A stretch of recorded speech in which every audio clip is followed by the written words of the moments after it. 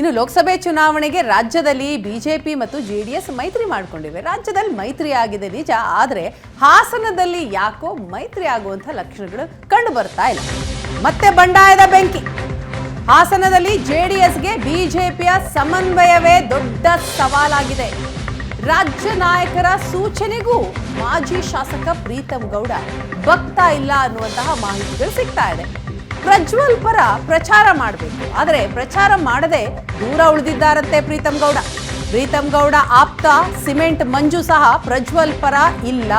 BJP Hassan ಜಿಲ್ಲಾಧ್ಯಕ್ಷ ಸಿದ್ದೇಶ್ ನಾಗೇಂದ್ರ ಸಹ ಈಗ ದೂರ ಉಳಿದಿದ್ದಾರೆ. ಬೇಲೂರು ಬಿಜೆಪಿ ಶಾಸಕ ಹುಲ್ಲಳ್ಳಿ ಸುರೇಶ್ ಮಾತ್ರ ಪ್ರಚಾರದಲ್ಲಿ ತೊಡಗಿದ್ದಾರೆ. ಜೆಡಿಎಸ್ ನಾಯಕರಿಗೆ ಇದು ದೊಡ್ಡ ಟೆನ್ಷನ್ ಅನ್ನ ತಂದಿಟ್ಟಿದೆ. ರಾಜ್ಯ ನಾಯಕರು ಹೇಳಿದ್ರೂ ಕೂಡ ಪ್ರಚಾರಕ್ಕೆ ಹೋಗ್ತಾ ಇಲ್ಲ ಪ್ರೀತಮ್ ಗೌಡ ಅವರನ್ನೇ ಕೆಲವು ನಾಯಕರು ಕೂಡ ಕ್ಷೇತ್ರದಲ್ಲಿ ಫಾಲೋ ಮಾಡ್ತಾ ಇದ್ದಾರೆ. ಹಾಗಾದ್ರೆ ಇದು ನಿಜಕ್ಕೂ ಕೂಡ ಜೆಡಿಎಸ್ ನಾಯಕರಿಗೆ ಒಂದು ದೊಡ್ಡ ತಲೆನೋವಾಗಿ ಪರಿಣಮಿಸ್ತಾ ಇದೆ. ಹಾಸನದಲ್ಲಿ ಬಂಡಾಯದ ಬೆಂಕಿ ಹೊಗೆಯಾಡುತ್ತಲೇ ಇದೆ. ಈಗಾಗಲೇ ರಾಜ್ಯದ ಹಿರಿಯ ಮುಖಂಡರು ಪ್ರೀತಮ್ ಗೌಡ ಅವರಿಗೆ ನೇರವಾಗಿ ಹೇಳಿದ್ದಾರೆ, ಇಲ್ಲ ಮೈತ್ರಿ ಆಗಿದೆ, ನೀವು ಮೈತ್ರಿ ಧರ್ಮವನ್ನ ಪಾಲನೆ ಮಾಡಲೇಬೇಕು ಅನ್ನುವಂತಹ ಸೂಚನೆಯನ್ನ ಕೊಟ್ಟಿದ್ದಾರೆ. ಆದರೆ ಪ್ರೀತಮ್ ಗೌಡ ಮಾತ್ರ ಅದಕ್ಕೆ ಬಗ್ತಾ ಇಲ್ಲ. ಎಸ್, ಏನಾಗ್ತಾ ಇದೆ ಹಾಸನದಲ್ಲಿ ಡೀಟೇಲ್ಸ್ ಪಡೆಯೋಣ. ನಮ್ಮ ಹಾಸನದ ಪ್ರತಿನಿಧಿ ಹರೀಶ್ ಈಗ ಸಂಪರ್ಕದಲ್ಲಿದ್ದಾರೆ. ಹರೀಶ್, ಹಾಸನದಲ್ಲಿ ಯಾಕೋ ಮೈತ್ರಿ ಆಗುವಂತಹ ಲಕ್ಷಣಗಳು ಕಂಡು ಬರ್ತಾ ಇಲ್ಲ, ಸಮನ್ವಯತೆ ಕೊರತೆ ಎದ್ದು ಕಾಣ್ತಾ ಇದೆ. ಪ್ರೀತಮ್ ಗೌಡರು ಈಗಲೂ ಕೂಡ ರಾಜ್ಯ ನಾಯಕರು ಹೇಳಿದ ಮೇಲೆ ಕೂಡ ಬಹಳಷ್ಟು ಸಭೆಗಳು ಮೀಟಿಂಗ್ಗಳು ಆದ್ಮೇಲೆ ಕೂಡ ಯಾಕೆ ಪ್ರಚಾರಕ್ಕೆ ಬರ್ತಾ ಇಲ್ಲ? ಇಲ್ಲಿ ಎಲ್ಲೋ ಒಂದು ಕಡೆ ಪ್ರಜ್ವಲ್ ರೇವಣ್ಣ ನೇರವಾಗಿ ಪ್ರೀತಮ್ ಗೌಡರ ಸಹಾಯವನ್ನ ಅಥವಾ ಅವರ ನೆರವನ್ನ ಅವರ ಸಹಕಾರವನ್ನ ಕೇಳ್ತಾ ಇಲ್ವಾ? ಅದು ಸಮಸ್ಯೆ ಆಗ್ತಾ ಇದೆಯಾ? ಇಲ್ಲಿ ಈಗೋ ಅಡ್ಡ ಬರ್ತಾ ಇದೆಯಾ? ಏನ್ ಸಮಸ್ಯೆ? ವೀಣಾ, ಹಾಸನದಲ್ಲಿ ಮೈತ್ರಿ ವಿಚಾರದಲ್ಲಿ ಇನ್ನೂ ಸಹ ಸಮನ್ವಯತೆ ಕಂಡು ಬರ್ತಾ ಇಲ್ಲ. ಬಿಜೆಪಿ ಮತ್ತು ಜೆಡಿಎಸ್ ನಡುವೆ ಇನ್ನೂ ಸಹ ಅಂತರ ಹಾಗೆ ಇದೆ. ಪ್ರೀತಮ್ ಗೌಡ್ರು ಇದುವರೆಗೂ ಪ್ರಚಾರದಲ್ಲಿ ಭಾಗವಹಿಸಿಲ್ಲ. ಮೈತ್ರಿ ಅಭ್ಯರ್ಥಿಯಾಗಿರುವಂತಹ ಪ್ರಜ್ವಲ್ ರೇವಣ್ಣ ಅವರ ಪರವಾಗಿ ಒಂದೇ ಒಂದು ಸಭೆಯಲ್ಲೂ ಸಹ ಪ್ರೀತಮ್ ಗೌಡ್ರು ಕಾಣಿಸ್ಕೊಂಡಿಲ್ಲ. ಜೊತೆಗೆ ರಾಜ್ಯಾಧ್ಯಕ್ಷರಂತ ವಿಜಯೇಂದ್ರ ಅವರು ಸಹ ನಾಮಪತ್ರ ಸಲ್ಲಿಕೆ ವೇಳೆ 4ನೇ ತಾರೀಕು ಬಂದಿದ್ರು. ಆದ್ರೆ ಆ ಸಂದರ್ಭದಲ್ಲೂ ಸಹ ಗೈರಾಗಿದ್ರು ಪ್ರೀತಮ್ ಗೌಡ್ರು.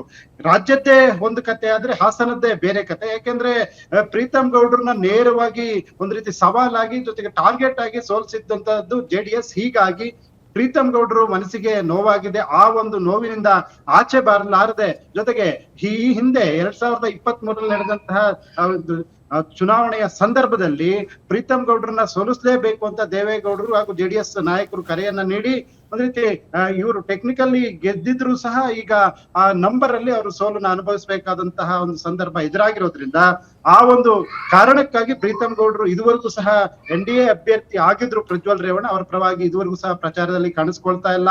ಈಗ ರಾಜ್ಯ ಪ್ರಧಾನ ಕಾರ್ಯದರ್ಶಿಯಾಗಿ ಪ್ರೀತಮ್ ಗೌಡ್ರು ಇರೋದ್ರಿಂದ ಅವರಿಗೆ ಒಂದು ನೆಪ ಇದೆ. ಬೇರೆ ಬೇರೆ ಭಾಗಗಳಲ್ಲಿ ಚುನಾವಣಾ ಉಸ್ತುವಾರಿ ಇದೆ, ಅಲ್ಲಿ ನೋಡ್ಕೋಬೇಕು. ಹಾಗಾಗಿ ನಾನು ಹಾಸನದಲ್ಲಿ ಕಾಣಿಸ್ಕೊಳ್ತಾ ಇಲ್ಲ ಅನ್ನುವಂತ ನೆಪವನ್ನ ಹೇಳ್ತಾ ಇದ್ದಾರೆ.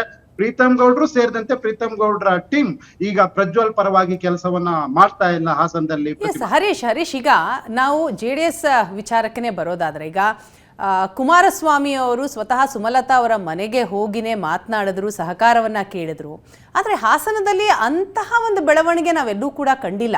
ಪ್ರಜ್ವಲ್ ಅವರು ಪ್ರೀತಮ್ ಗೌಡ ಅವರನ್ನೇ ಹೋಗಿ ನೇರವಾಗಿ ಮಾತನಾಡಿ ಸಹಕಾರ ಕೋರಿದಂಥದ್ದು, ಅದು ಕೂಡ ಇದಕ್ಕೆ ಕಾರಣ ಆಗ್ತಾ ಇದೆಯಾ ಪ್ರೀತಮ್ ಗೌಡ ಅವರ ಈ ನಡೆಗೆ?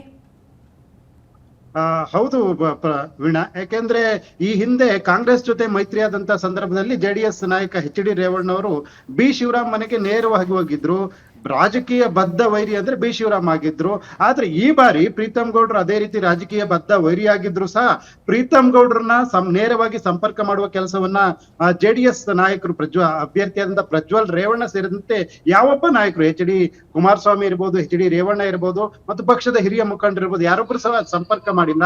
ಇಬ್ಬರ ನಡುವೆ ಪ್ರತಿಷ್ಠೆ ಒಂದ್ ರೀತಿ ಕಂಡು ಬರ್ತಾ ಇದೆ. ಯಾಕೆಂದ್ರೆ ನಮ್ಮನ್ನ ಭೇಟಿ ಮಾಡೋದಕ್ಕೆ ಅವರಿಗೆ ಪ್ರತಿಷ್ಠೆ ಅಡ್ಡ ಬರೋದಾದ್ರೆ ನಾನು ಅವ್ರ ಪರವಾಗಿ ಯಾಕೆ ಕೆಲಸ ಮಾಡ್ಬೇಕು ಅನ್ನುವಂತಹ ಒಂದು ಭಾವನೆ ಪ್ರೀತಮ್ ಗೌಡ್ರಿಗೆ ಇದ್ದಂತೆ ಸದ್ಯ ಕಂಡು ಬರ್ತಾ ಇದೆ.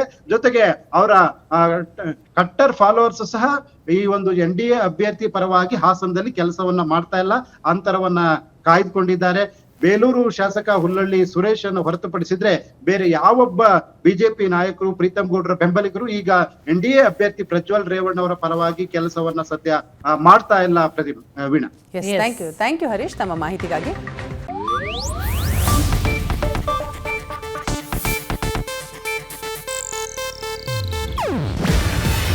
ಇದು ಏಷ್ಯಾನೆಟ್ ನ್ಯೂಸ್ ನೆಟ್ವರ್ಕ್ ಪ್ರಸ್ತುತಿ.